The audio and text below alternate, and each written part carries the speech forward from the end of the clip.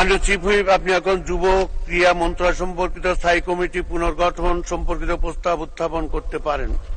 ধন্যবাদ। ধন্যবাদ মাননীয় স্পিকার। মাননীয় সংসদ নেতা সদর অনুমতিক্রমে তার পক্ষে আমি নুরে আলম চৌধুরী, বাংলাদেশ জাতীয় সংসদের চিফ হুইপ, প্রস্তাব করছি যে গণপ্রজাতন্ত্রী বাংলাদেশের সংবিধানের ৭৬ অনুচ্ছেদ অনুযায়ী জাতীয় সংসদের কার্যপ্রণালী বিধি ২৪৬ বিধি অনুসারে ২৪৭ ও ২৪৮ বিধিতে বর্ণিত কমিটি নিয়োগ, কমিটি গঠন ও কমিটির দায়িত্ব পালনের জন্য নিম্ন উল্লেখিত মাননীয় সংসদ সদস্যগণের সমন্বয়ে দ্বাদশ বাংলাদেশ জাতীয় সংসদে যুব ও ক্রীড়া মন্ত্রণালয় সম্পর্কিত স্থায়ী কমিটি পুনর্গঠন করা হোক।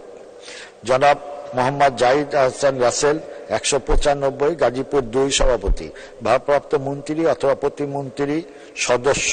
জনাব মাশরাফি বিন মুর্তজা, ৯৪, নড়াইল ২ সদস্য। জনাব শফিকুল ইসলাম শিমুল, ৫৯, নাটোর ২ সদস্য। জনাব মোহাম্মদ মাইনুল হোসেন খান, ১৮৭, ঢাকা ১৪ সদস্য। জনাব আব্দুল সালাম মুর্শিদি, ১০২, খুলনা ৪ সদস্য। জনাব সাকিব আল হাসান, ৯১, মাগুরা ১ সদস্য।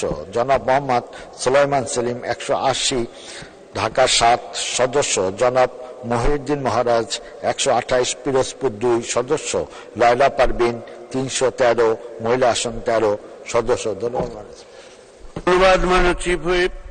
সংসদের সামনে প্রশ্ন হচ্ছে, মাননীয় সংসদ নেতার অনুমতিক্রমে তার পক্ষে মাননীয় চিফ হুইপের প্রস্তাব মতো এবং তার প্রস্তাবিত সদস্যদের সমন্বয়ে যুব ক্রীড়া মন্ত্রণালয় সম্পর্কিত স্থায়ী কমিটি পুনর্গঠন করা হোক।